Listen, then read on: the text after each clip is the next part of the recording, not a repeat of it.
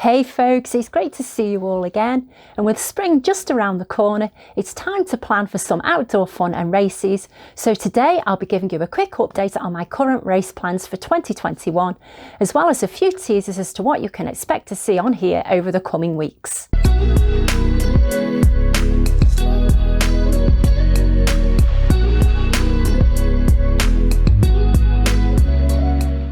So, assuming things head in the right direction, I have some great races planned for this year, some that I've done before, others will be new, but one thing they will all have in common is that they will all be ultras. Technically speaking, I've actually already done my first race of the year, and this was back in February when I completed Gord's Frozen Ass 50k. And you can see how I got on by watching my earlier video shown here. So my next race in just over 3 weeks' time will actually be here at the Rabbit Hill Snow Resort just outside of Edmonton. And there are 3 options available. There is a 5k, a 10k and a 6-hour event. I've signed up for the 6-hour event, which will involve running up and down this hill for 6 hours. Now the race is organised by the same people that run the River's Edge Ultra in September each year, and all proceeds from the race, once expenses have been taken off, go towards the Olive Tree Foundation, and you can find more details about that on their website. So after Hill of a race, my next event is going to be another timed event. This time it's going to be the Survivorfest 24-hour track race.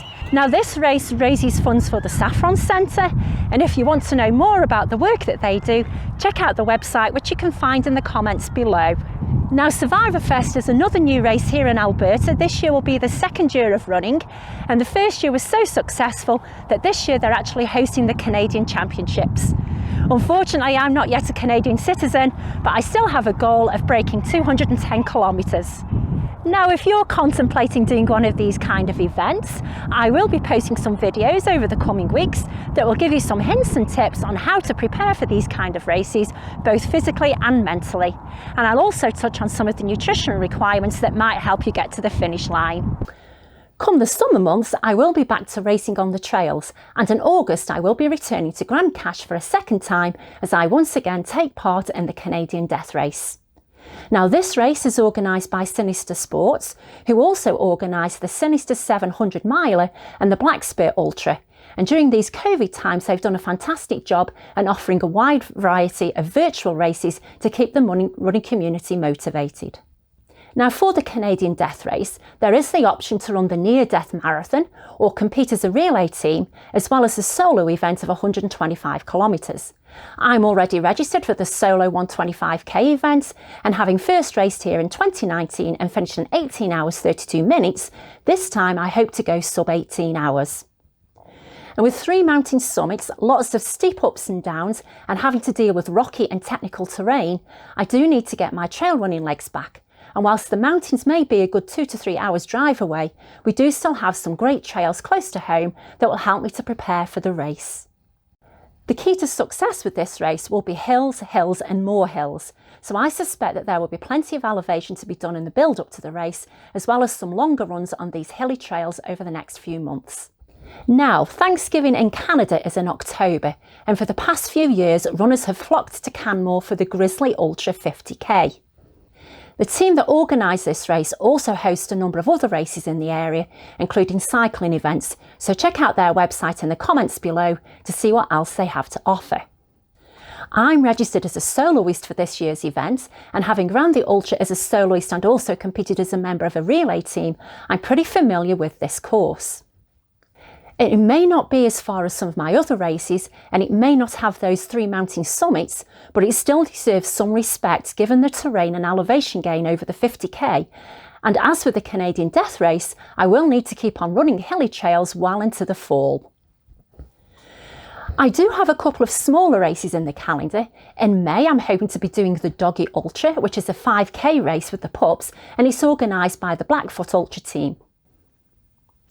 I also have Rundle's Revenge 50k in June, which takes place in Canmore and on the same trails as the Grizzly. And I am also still doing the virtual Great Canadian Crossing that is organised by the Five Peaks trail running community. And I've now completed 7 provinces and covered almost 4,800 kilometres since the July the 1st last year. Now, of course, there is the possibility that none of these races will go ahead, and much depends on how the pandemic is resolved over the coming months. But thankfully, I do have a backup plan just in case, and I will be doing some virtual races instead. So there you have it. They are my race plans for 2021, and fingers crossed they will go ahead as planned this year.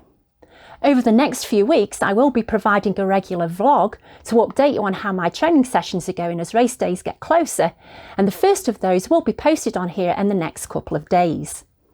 I will also be doing a mini series for those of you that are new to trail running or are considering their first trail race. This will cover things like safety on the trails, technique, tackling hills, and some gear reviews to help you decide on what works for you. And of course, don't forget that I will also be covering race day preparation for track races and time events, as I mentioned earlier. And if that kind of stuff does appeal to you, or you're just curious to see what I do in terms of training sessions and race planning, then hit that subscribe button and make sure that you click on the bell so that you receive notifications when new things are available. For now though, as ever, thank you for watching, and I hope to see you all again very soon.